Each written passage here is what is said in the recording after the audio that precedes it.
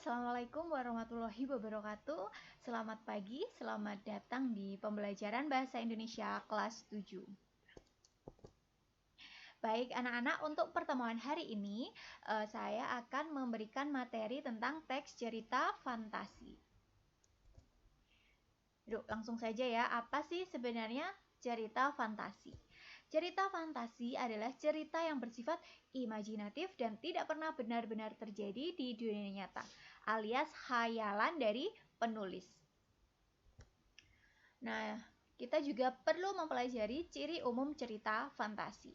Yang pertama, ada keajaiban atau keanehan atau kemisteriusan. Jadi ceritanya itu bisa mengungkapkan hal-hal yang supranatural, gaib, dan tidak bisa ditemui di dunia nyata.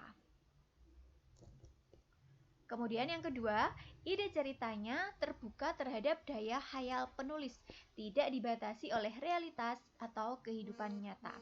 Jadi penulis itu bebas menyampaikan idenya walaupun itu sangat mustahil bisa terjadi di dunia nyata. Yang ketiga, menggunakan berbagai latar, lintas ruang dan waktu.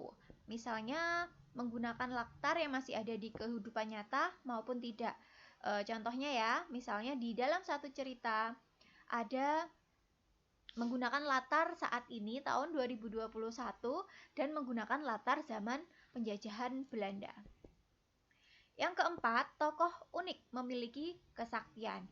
Jadi kalau kalian melihat cerita, kemudian wataknya memiliki kekuatan atau kesaktian seperti bisa berubah jadi robot, kemudian bisa menembus ruang, bisa lari ke masa lalu, kemudian misalnya bisa mengeluarkan bola-bola api, punya kekuatan aneh-aneh seperti itu, pasti itu merupakan cerita fantasi.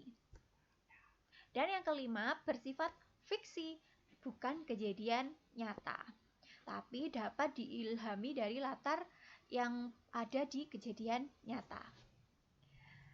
Baik, anak-anak, ini dia contoh cerita fantasi. Yang pertama ada film Harry Potter, mungkin ada yang pernah melihat ya. Itu sangat mustahil ya terjadi di dunia nyata.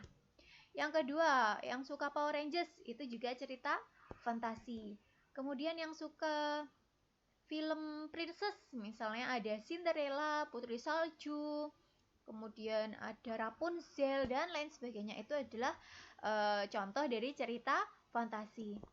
Dan mungkin ada yang suka dengan film Doraemon yang kalian lihat setiap minggu, itu juga merupakan salah satu contoh cerita fantasi.